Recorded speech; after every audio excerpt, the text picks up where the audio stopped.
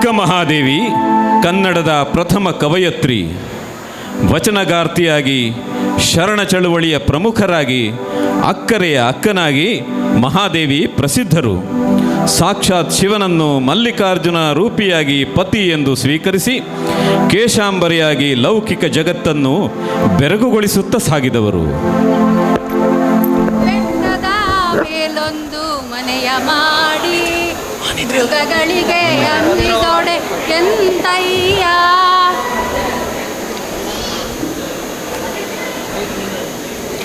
ಸಮುದ್ರದ ದಡದಲ್ಲಿ ಮನೆಯ ಮಾಡಿ ನೊರೆ ತೆರೆಗಳಿಗಂಜಿದೊಡೆ ಎಂತಯ್ಯ,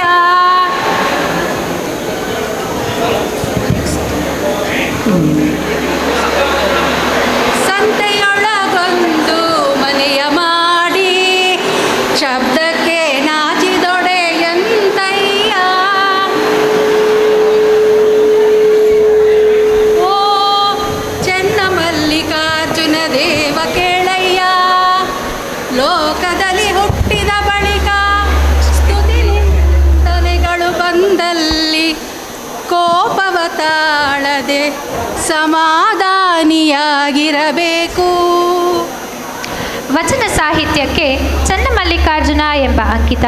ನಾಮದಲ್ಲಿ ವಿಶಿಷ್ಟ ಸೇವೆಯನ್ನು ಸಲ್ಲಿಸಿದ ಅಕ್ಕ ಸಾಮಾಜಿಕ ಬದಲಾವಣೆಗೆ ಶ್ರಮಿಸುತ್ತಾ ಸಾಗಿದ ನಿರಾಡಂಬರ ಅನುಭಾವಿ.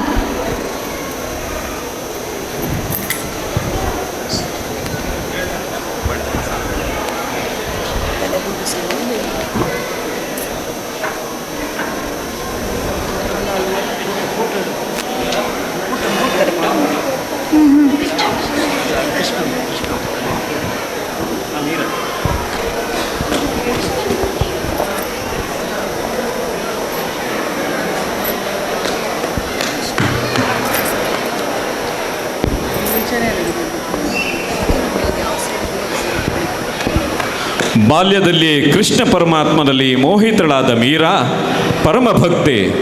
ಮದುವೆಯ ನಂತರದ ಕೆಲ ಸಮಯದಲ್ಲಿ ಪತಿವಿಯೋಗ ಹೊಂದಿದ ಮೀರಾ ಸಂಸಾರದಲ್ಲಿ ವಿರಕ್ತಳಾಗಿ ಸಾಧುಗಳ ಸಂಘದಲ್ಲಿ ಹರಿ ಸಂಕೀರ್ತನೆ ಮಾಡುತ್ತಾ ಇರುತ್ತಿದ್ದಳು.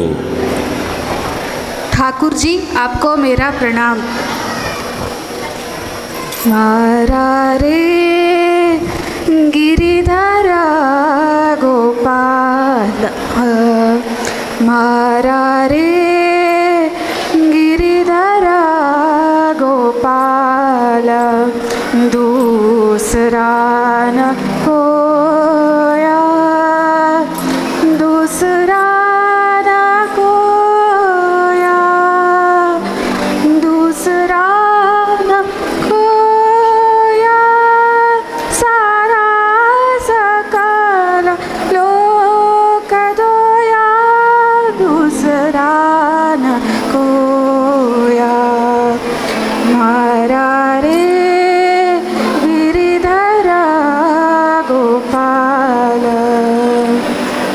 ಬಳಗದವರಿಗೆ ಮೀರಾಳ ಈ ವೈರಾಗ್ಯ ಇಷ್ಟವಿರಲಿಲ್ಲ.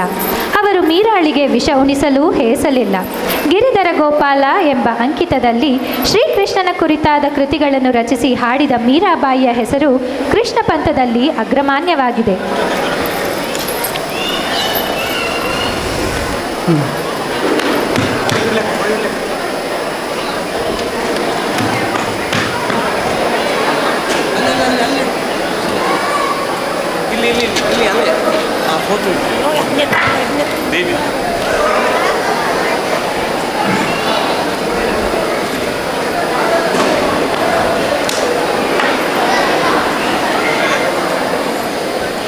ರಾಷ್ಟ್ರಮಾತಾ ಜೀಜಾಬಾಯಿ ಮರಾಠ ಸಾಮ್ರಾಜ್ಯದ ಸ್ಥಾಪಕ ಶಿವಾಜಿ ಮಹಾರಾಜರ ತಾಯಿ.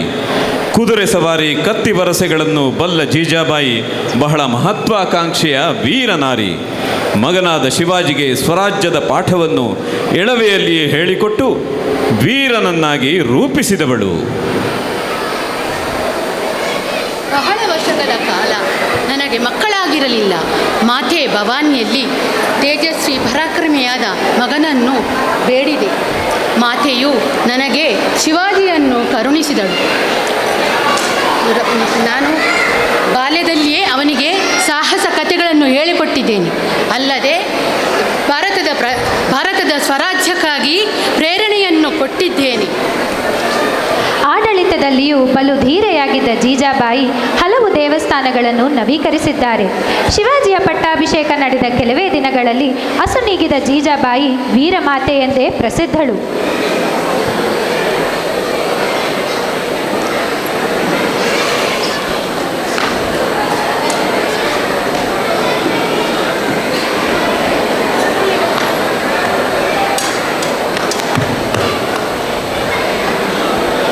ಅಹಲ್ಯಾಬಾಯಿ ಹೋಳ್ಕರ್ ಮರಾಠ ಸಾಮ್ರಾಜ್ಯದಲ್ಲಿದ್ದ ಮಾಲ್ವಾ ಪ್ರಾಂತ್ಯದ ರಾಣಿ. ದೊರೆ ಖಂಡೇರಾವ್ ಹೋಳ್ಕರ್ ಪತ್ನಿ. ರಾಜಕೀಯ ಶಿಕ್ಷಣವನ್ನು ಸ್ವಂತಿಕೆಯಿಂದಲೇ ಪಡೆದ ಅಹಲ್ಯಾಬಾಯಿ ಆಡಳಿತಕ್ಕೆ ದಾನ ಧರ್ಮಾದಿಗಳಿಗೆ ಹೆಸರಾಗಿದ್ದವರು. ಸೈನಿಕರೇ, ನಿಮ್ಮ ಶಕ್ತಿಯನ್ನು ಚೆನ್ನಾಗಿ ಬೆಳೆಸಿಕೊಳ್ಳಿ. ನಿಮಗೆ ಬೇಕಾದ ಮಿಲಿಟರಿ ಸಲಕರಣೆಗಳನ್ನು ನಾನು ಒದಗಿಸುತ್ತೇನೆ. ಉದ್ಯಮಿಗಳೇ, ವರ್ತಕರೇ, ನೀವು ಒಳ್ಳೆಯ ವಸ್ತುಗಳನ್ನು ಉತ್ಪಾದಿಸಿ ಜನರಿಗೆ ಕೊಡಿ. ರೈತರೇ, ನೀವು ಉತ್ತಮ ಬೆಳೆಗಳನ್ನು ನಿಮ್ಮ ಹೊಲಗಳಲ್ಲಿ ಬೆಳೆಯಿರಿ. ನಿಮ್ಮ ನೆರವಿಗೆ ನಾನಿದ್ದೇನೆ. ನನ್ನ ಮಾವ ಮಲ್ಹಾರ್ ರಾವ್ ಹೋಳ್ಕರ್ ಅವರು ನನ್ನ ಮೇಲೆ ಇಟ್ಟ ನಂಬಿಕೆಯನ್ನು ಎಂದಿಗೂ ಹುಸಿ ಮಾಡುವುದಿಲ್ಲ. ಹರ ಹರ ಮಹಾದೇವ್. ಇಂದೋರ್ ನಗರದಲ್ಲಿ ಕೈಗಾರಿಕಾ ಮತ್ತು ವಿಶ್ವವಿದ್ಯಾಲಯಗಳನ್ನು ಸ್ಥಾಪಿಸುವ ಮೂಲಕ ಒಂದು ಪ್ರಮುಖ ನಗರವನ್ನಾಗಿ ಮಾಡಿ ಗೌರಿ ಸೋಮನಾಥ ಮಂದಿರ, ದಶಾಶ್ವಮೇಧ ಘಾಟ್ನಂತಹ ಪ್ರಸಿದ್ಧ ದೇವಾಲಯಗಳ ದುರಸ್ತಿ ಮತ್ತು ಮರುಸ್ಥಾಪನೆಗೆ ಅಹಲ್ಯಾಬಾಯಿಯವರ ಕೊಡುಗೆ ಅಪಾರವಾದದ್ದು.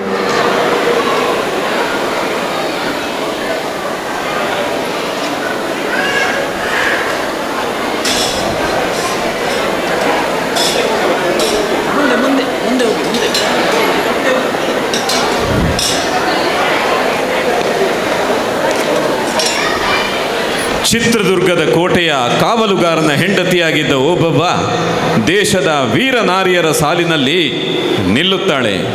ಹೈದರಾಲಿಯ ಸೈನಿಕರು ಚಿತ್ರದುರ್ಗದ ಕೋಟೆಯನ್ನು ಆಕ್ರಮಿಸಿ ಕಳ್ಳಗಿಂಡಿಯಿಂದ ನುಗ್ಗಲೆತ್ನಿಸಿದಾಗ ಜೀವದ ಹಂಗನ್ನು ತೊರೆದು ಕಾಳಿಯಂತೆ ವೈರಿ ಸೈನಿಕರ ತಲೆಗಳ ಬಲಿ ಪಡೆದವಳು ವೀರವನಿತೆ ಓಬವ್ವ. ಕಳ್ಳಗಿಂಡಿಯಿಂದ ನುಗ್ಗುತ್ತಿರುವ ದುಷ್ಟ ಸೈನಿಕರೇ, ನಿಮ್ಮ ಅಂತ್ಯ ಸನ್ನಿಹಿತವಾಗಿದೆ. ವೀರಗಚ್ಚೆಯನ್ನು ಹಾಕಿದ್ದೇನೆ, ದುರ್ಗೆಯನ್ನು ಮರದಲ್ಲಿ ನೆನೆದಿದ್ದೇನೆ, ಒನಕೆಯನ್ನು ಕೈಯಲ್ಲಿ ಹಿಡಿದಿದ್ದೇನೆ, ಕಾಳಿಯಂತೆ ನಿಂತಿದ್ದೇನೆ. ಒನಕೆಯನ್ನೇ ಆಯುಧವನ್ನಾಗಿಸಿ ನುಗ್ಗಿ ಒಳನ್ನು ಸುಳುತ್ತಿದ್ದ ಒಬ್ಬೊಬ್ಬರ ತಲೆಗೂ ಹೊಡೆದು ಹೆಣಗಳನ್ನು ಗುಡ್ಡವಾಗಿಸಿದ ಅಸಾಮಾನ್ಯ ಹೆಣ್ಣು ಮಗಳು.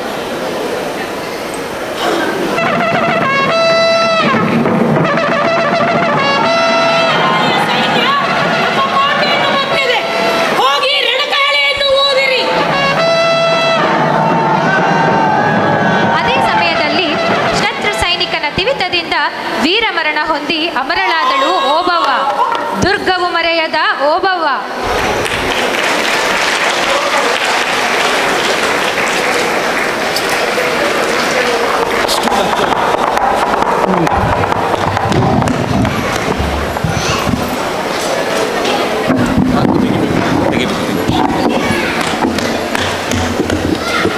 ದೇಸಾಯಿಗಳಲ್ಲಿ ಪ್ರಸಿದ್ಧನಾದ ಮಲ್ಲ ಸರ್ಜನ ಕಿರಿಯ ಹೆಂಡತಿ. ಚೆನ್ನಮ್ಮ ಎಳೆಯ ವಯಸ್ಸಿನಲ್ಲಿಯೇ ಕುದುರೆ ಸವಾರಿ ಮತ್ತು ಬಿಲ್ವಿದ್ಯೆಗಳನ್ನು ಕರಗತ ಮಾಡಿಕೊಂಡಿದ್ದರು. ಬ್ರಿಟಿಷ್ ಕಲೆಕ್ಟರ್ ಥ್ಯಾಕರೆ ಕಿತ್ತೂರಿನ ದತ್ತುಪುತ್ರನ ಅಧಿಕಾರವನ್ನು ಕಿತ್ತುಕೊಂಡಾಗ ಚೆನ್ನಮ್ಮ ಪ್ರಬಲವಾಗಿ ವಿರೋಧಿಸುತ್ತಾರೆ. ನಾವು ನಿಮ್ಮ ಗುಲಾಮರಾಗಿ ಇಂದು ಇರುವುದಿಲ್ಲ. ನಮ್ಮ ನಾಡಿನಲ್ಲಿ ದರ್ಪವನ್ನು ಮೆರೆದು ಕಪ್ಪವನ್ನು ಕೇಳುವ ಉದ್ದಟತನವನ್ನು ನಾವೆಂದೂ ಸಹಿಸಲಾರೆವು. ಕಬ್ಬು ತಿನ್ನಲು ಬಿಟ್ಟ ತಪ್ಪಿಗೆ ಕೂಲಿಯನ್ನು ಬೇರೆ ಕೊಡಬೇಕೇ? ನಿಮಗೇಗೆ ಕೊಡಬೇಕು ಕಪ್ಪ? ಮೋಡ ಮಳೆ ಸುರಿಸುತ್ತದೆ, ಭೂಮಿ ಬೆಳೆ ಬೆಳೆಯುತ್ತದೆ, ನಿಮಗೇಗೆ ಕೊಡಬೇಕು ಕಪ್ಪ? ನೀವೇನು ಹುತ್ತೀರಾ ಬಿತ್ತೀರಾ? ನಿಮಗೇಗೆ ಕೊಡಬೇಕು ಕಪ್ಪ? ನೀವೇನು ಅಣ್ಣ ತಮ್ಮಂದಿರೇ, ಬಂಧುಗಳೇ, ನೆಂಟರೇ, ಇಷ್ಟರೇ? ನಿಮಗೇಗೆ ಕೊಡಬೇಕು ಕಪ್ಪ? ತೊಲಗಿ ಇಲ್ಲಿಂದ, ನಿಮಗೆ ಧಿಕ್ಕಾರವಿರಲಿ. ಅರಹರ ಮಹಾದೇವ. 1824ರಲ್ಲಿ ಬ್ರಿಟಿಷ್ ಅಧಿಕಾರಿ ಥ್ಯಾಕರೆ ಕಿತ್ತೂರಿನ ಕೋಟೆಯನ್ನು ಆಕ್ರಮಿಸಿದಾಗ ಕಿತ್ತೂರಿನ ವೀರರು ಮುಗಿಬಿದ್ದು ಅವನನ್ನು ಬಲಿ ತೆಗೆದುಕೊಂಡರು. ಈ ವಿಜಯೋತ್ಸವದ ನೆನಪಿಗಾಗಿ ಕರ್ನಾಟಕ ಸರ್ಕಾರ ಕಿತ್ತೂರು ಉತ್ಸವವನ್ನು ಆಚರಣೆಗೆ ತಂದಿದೆ. ಮುಂದೆ ನಡೆದ ಯುದ್ಧದಲ್ಲಿ ಚೆನ್ನಮ್ಮ ಸೆರೆ ಸಿಕ್ಕಿ ಮರಣ ಹೊಂದುತ್ತಾರೆ. ಝಾನ್ಸಿ ರಾಣಿ ಲಕ್ಷ್ಮೀಬಾಯಿ ಭಾರತದ ಅಪ್ರತಿಮ ಸ್ವಾತಂತ್ರ್ಯ ಹೋರಾಟಗಾರ್ತಿ. ಝಾನ್ಸಿಯ ಮಹಾರಾಣಿಯಾದ ಲಕ್ಷ್ಮೀಬಾಯಿ ಕುದುರೆ ಸವಾರಿ, ಕತ್ತಿವರಸೆ, ಬಿಲ್ವಿದ್ಯೆಗಳನ್ನು ತನ್ನ ಸ್ವಂತಿಕೆಯಿಂದಲೇ ಕಲಿತು ಸ್ತ್ರೀ ಮಿತ್ರರನ್ನು ಒಳಗೊಂಡ ಚಿಕ್ಕ ಸೈನ್ಯವನ್ನೇ ಕಟ್ಟಿಕೊಂಡಿದ್ದರು. ದತ್ತು ಪುತ್ರನಿಗೆ ಸಿಂಹಾಸನದ ಅಧಿಕಾರವಿಲ್ಲ ಎಂಬ ಬ್ರಿಟಿಷರ ನೀತಿಗೆ ಸೆಟೆದು ನಿಂತವಳು. ಹರ ಹರ ಮಹಾದೇವ್, ಹರ ಹರ ಮಹಾದೇವ್. ನಮ್ಮ ದತ್ತು ಪುತ್ರನಿಗೆ ಅಧಿಕಾರವಿಲ್ಲವೆಂದು ಹೇಳಲು ನೀವ್ಯಾರು? ಪರದೇಶಿಗಳಾದ ನಿಮ್ಮ ಮಾತುಗಳನ್ನು ನಾವೇಕೆ ಕೇಳಬೇಕು? ನಮ್ಮ ಸಂಸ್ಕೃತಿಯ ಬಗ್ಗೆ ನಿಮ್ಮ ಪಾಠ ನಮಗೆ ಬೇಕಾಗಿಲ್ಲ. ತೊಲಗಿ ಇಲ್ಲಿಂದ. ನನ್ನ ದೇಶಕ್ಕಾಗಿ ಕತ್ತಿ ಹಿಡಿಯುವುದು ನನಗೆ ಗರ್ವ. ಬ್ರಿಟಿಷರಿಗೆ ನಾನೆಂದೂ ತಲೆಬಾಗುವುದಿಲ್ಲ. ಹರ ಹರ ಮಹಾದೇವ್, ಹರ ಹರ ಮಹಾದೇವ್, ಹರ ಹರ ಮಹಾದೇವ್. 1857ರ ಪ್ರಥಮ ಸ್ವಾತಂತ್ರ್ಯ ಸಂಗ್ರಾಮದಲ್ಲಿ ತಾತ್ಯ ಟೋಪೆ ಮತ್ತು ಇತರ ಭಾರತೀಯ ವೀರರು ಕೂಡಿಕೊಂಡು ಉಗ್ರ ಹೋರಾಟ ನಡೆಸಿದಳು. 1858ರ ಜೂನ್ 18ರಂದು ರಾಣಿ ಲಕ್ಷ್ಮೀಬಾಯಿ ಹೋರಾಡುತ್ತಲೇ ಸಾವನ್ನಪ್ಪಿದಳು. ಅವಳ ಗೌರವಾರ್ಥ ಭಾರತೀಯ ಸೈನ್ಯ ತನ್ನ ಮಹಿಳಾ ಪಡೆಗೆ ರಾಣಿಯವರ ಹೆಸರನ್ನಿಟ್ಟಿದ್ದಾರೆ. ಭಾರತದ ಮೊಟ್ಟ ಮೊದಲ ಶಿಕ್ಷಕಿ ಸಾವಿತ್ರಿಬಾಯಿ ಫುಲೆಯವರು ಸಾಮಾಜಿಕ ಮಹಿಳಾ ಹಕ್ಕುಗಳ ಹೋರಾಟಗಾರ್ತಿ. ಜ್ಯೋತಿಬಾ ಫುಲೆಯವರ ಧರ್ಮಪತ್ನಿಯಾಗಿದ್ದ ಸಾವಿತ್ರಿಬಾಯಿಗೆ ಪತಿಯೇ ಮೊದಲ ಗುರು. ಇಂದಿನ ಮಹಿಳಾ ಸಮಾನತೆಗೆ ಕಾರಣ ಸಾವಿತ್ರಿಬಾಯಿ ಫುಲೆಯವರ ಕೆಲಸ ಹಾಗೂ ಹೋರಾಟಗಳು. ಹೆಣ್ಣು ಮಕ್ಕಳಿಗೆ ಶಿಕ್ಷಣ ಅತಿ ಅಗತ್ಯವಾಗಿದೆ. ಇದರಿಂದ ಸಮಾಜದ ಪಿಡುಗುಗಳಾದ ಬಾಲ್ಯ ವಿವಾಹ, ವಿಧವೆಯರ ತಲೆಬೋಳಿಸಿ ಅವರನ್ನು ಸಮಾಜದಲ್ಲಿ ಸೇರಿಸದಿರುವುದು, ಸತಿ ಸಹಗಮನ ಮುಂತಾದವುಗಳನ್ನು ಸಂಪೂರ್ಣವಾಗಿ ತಡೆಯಬೇಕಾಗಿದೆ. ಹುಟ್ಟಿದ ಪ್ರತಿಯೊಬ್ಬ ಮಗುವು ಈ ಲೋಕದ ನಕ್ಷತ್ರ. ನಾವು ಎಲ್ಲ ಮಕ್ಕಳನ್ನು ಗಂಡು ಹೆಣ್ಣು ಎಂಬ ಭೇದವಿಲ್ಲದೆ ಸಮಾನವಾಗಿ ಪ್ರೀತಿಸಬೇಕಾಗಿದೆ. ಲೇಖಕಿಯಾಗಿಯೂ ಪ್ರಸಿದ್ಧರಾಗಿದ್ದ ಸಾವಿತ್ರಿಬಾಯಿ ಮರಾಠಿ ಕಾವ್ಯದ ಪ್ರವರ್ತಕಿ ಎಂದು ಗುರುತಿಸಲ್ಪಟ್ಟಿದ್ದಾರೆ. ವಿಧವೆಯರು ಮತ್ತು ವಿವಾಹ ಬಾಹ್ಯ ಗರ್ಭಿಣಿಯರಾಗುವ ಮಹಿಳೆಯರಿಗೆ ಪುನರ್ವಸತಿ ಕೇಂದ್ರವನ್ನು ತೆರೆದಿದ್ದರು. ಡಾಕ್ಟರ್ ಆನಂದಿಬಾಯಿ ಜೋಶಿ ಪಾಶ್ಚಾತ್ಯ ವೈದ್ಯಕೀಯ ಪದವಿ ಪಡೆದ ಮೊಟ್ಟ ಮೊದಲ ಭಾರತೀಯ ಮಹಿಳಾ ವೈದ್ಯೆ. ಇವರ ಪತಿ ಗೋಪಾಲರಾವ್ ಜೋಶಿಯವರು ಈಗಲ್ಲ ಸ್ತ್ರೀ ಪ್ರಗತಿಪರ ಮನೋಭಾವದವರಾಗಿದ್ದರು. ಚುರುಕು ಬುದ್ಧಿಯ ಆನಂದಿಬಾಯಿಯವರಿಗೆ ಸಾಕಷ್ಟು ಶಿಕ್ಷಣವನ್ನು ಕೊಡಿಸಿ ವೈದ್ಯಕೀಯ ಪದವಿಗಾಗಿ ಅಮೆರಿಕಕ್ಕೆ ಕಳುಹಿಸುವಲ್ಲಿ ಪತಿಯ ಪಾತ್ರ ಹಿರಿದು. ಭಾರತದಲ್ಲಿ ಮಹಿಳಾ ಆರೋಗ್ಯ ಸುರಕ್ಷತೆಯ ಬಗ್ಗೆ ಹೆಚ್ಚಿನ ಗಮನವನ್ನು ಹರಿಸಬೇಕಾಗಿದೆ. ಇದಕ್ಕಾಗಿ ತಜ್ಞ ಮಹಿಳಾ ವೈದ್ಯರ ಅವಶ್ಯಕತೆ ಇದೆ. ವಿದೇಶಕ್ಕೆ ಹೋಗಿ ಆದರೂ ಅತ್ಯಾಧುನಿಕ ವೈದ್ಯ ಪದ್ಧತಿಯನ್ನು ಅಭ್ಯಾಸ ಮಾಡುವುದರ ಕಡೆಗೆ ಗಮನ ಹರಿಸಬೇಕಾಗಿದೆ. ತನ್ನ ಸಮಾಜದವರ ವಿರೋಧವಿದ್ದರೂ ಆನಂದಿಬಾಯಿ ಅಮೆರಿಕಕ್ಕೆ ತೆರಳಿ ಆರೋಗ್ಯದ ಸಮಸ್ಯೆಗಳು ಎದುರಾದರೂ ವೈದ್ಯಕೀಯ ಪದವಿಯನ್ನು ಪಡೆದು ಭಾರತಕ್ಕೆ ಹಿಂದಿರುಗಿದರು. ಆದರೆ ದೇಶದ ದೌರ್ಭಾಗ್ಯ, ಭಾರತದ ಮೊದಲ ಮಹಿಳಾ ಡಾಕ್ಟರ್ ತಮ್ಮ 23ನೇ ವಯಸ್ಸಿನಲ್ಲಿ ಅನಾರೋಗ್ಯದಿಂದ ಕೊನೆಯುಸಿರನ್ನೆಳೆದರು.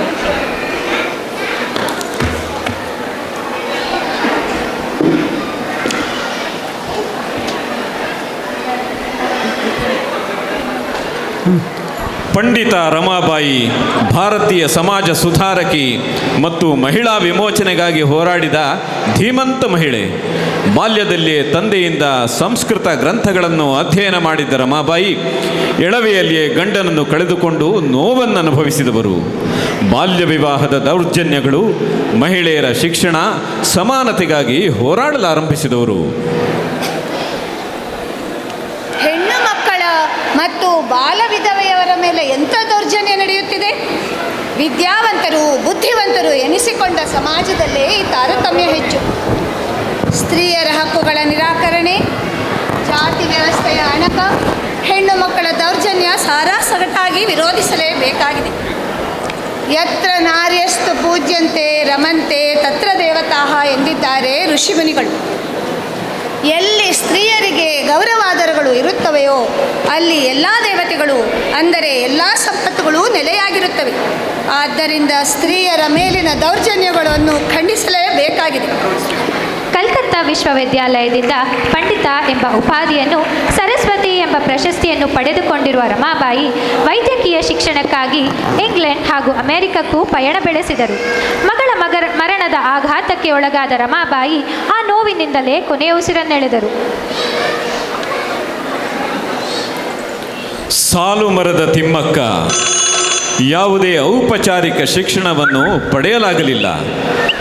ಮದುವೆಯಾಗಿ ಮಕ್ಕಳಿಲ್ಲವೆಂಬ ಕೊರಗಿದ್ದರೂ ಬೇಸರಿಸದೆ ಆಲದ ಮರದ ಸಸಿಗಳನ್ನು ಕಸಿ ಮಾಡಿ ನೆಡಲಾರಂಭಿಸಿದರು.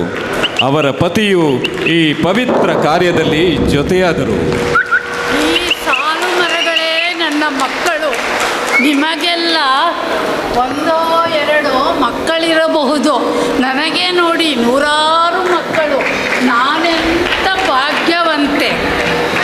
ಬಿಂದಿಗೆ ಕೊಳಗಳಲ್ಲಿ ಮೈಲುಗಟ್ಟಲೆ ನಡೆದು ಈ ಸಸಿಗಳಿಗೆ ನೀರುಣಿಸುತ್ತಿದ್ದರು. ತಮ್ಮ ಈ ಕಾಯಕವನ್ನು ದಶಕಗಳ ಕಾಲ ಮುಂದುವರೆಸಿದರು. ತಿಮ್ಮಕ್ಕನ ಈ ನಿರಂತರ ಶ್ರಮ, ಶ್ರದ್ಧೆಯನ್ನು ಗಮನಿಸಿ 10 ಪ್ರಶಸ್ತಿಗಳು ಬಂದಿದೆ. ಕೇಂದ್ರ ಸರ್ಕಾರದ ಪದ್ಮಶ್ರೀ ಪ್ರಶಸ್ತಿಗೂ ಸಾಲು ಮರದ ತಿಮ್ಮಕ್ಕ ಭಾಜನರಾಗಿ ಶತಾಯುಷಿಗಳಾಗಿ ಬಾಳಿ ತಮ್ಮ ಬದುಕಿನ ಪಯಣ ಮುಗಿಸಿದ್ದಾರೆ.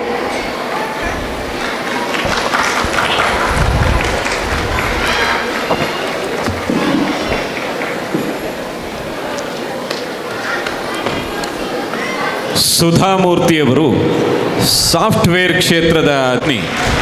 ಮಹಿಳೆಯರು ಎಂಜಿನಿಯರಿಂಗ್ ಕ್ಷೇತ್ರದಲ್ಲಿ ಬಹು ವಿರಳರಾಗಿದ್ದ ಕಾಲದಲ್ಲಿ ಸುಧಾಮೂರ್ತಿಯವರು ಮೆಕ್ಯಾನಿಕಲ್ ಎಂಜಿನಿಯರಿಂಗ್ ಮಾಡಿ ಟೆಲ್ಕೋದಲ್ಲಿ ಉದ್ಯೋಗಿಯಾಗಿದ್ದವರು. ಇನ್ಫೋಸಿಸ್ ಸ್ಥಾಪನೆಗೆ ಅತಿ ಅಗತ್ಯವಾದ ಮೂಲಧನವನ್ನು ಒದಗಿಸಿದ ಧೀಮಂತ ಮಹಿಳೆ. ನಮಸ್ಕಾರ ಸುಧಾಮೂರ್ತಿ. ನಮಸ್ಕಾರ.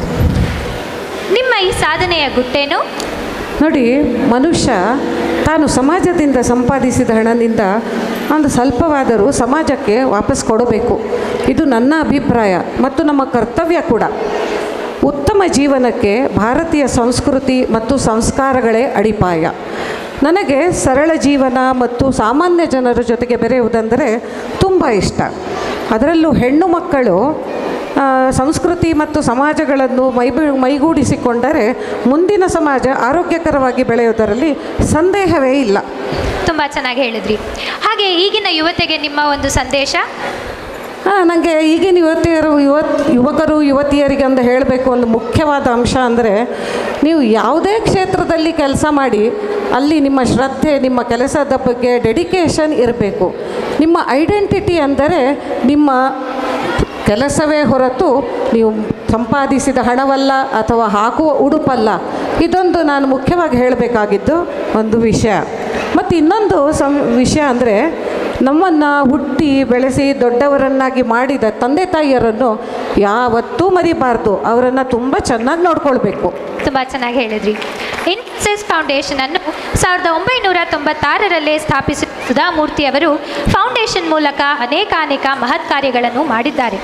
ದಾನ, ಸಂಸ್ಕಾರ, ಭಾರತೀಯ ಸಂಸ್ಕೃತಿ, ಇನ್ನೊಂದು ಹೆಸರು ರೂಪವೆಂದು ಮಾನಿತರಾಗಿರುವ ಶ್ರೀಮತಿ ಮೂರ್ತಿಯವರು ರಾಜ್ಯಸಭಾ ಸದಸ್ಯರಾಗಿಯೂ ಸೇವೆ ಸಲ್ಲಿಸುತ್ತಿದ್ದಾರೆ. ಧನ್ಯವಾದಗಳು ಮೇಡಮ್. ನಮಸ್ಕಾರ. ಮರೆಯದ ಭಾರತ ರತ್ನಗಳು ನೀವು.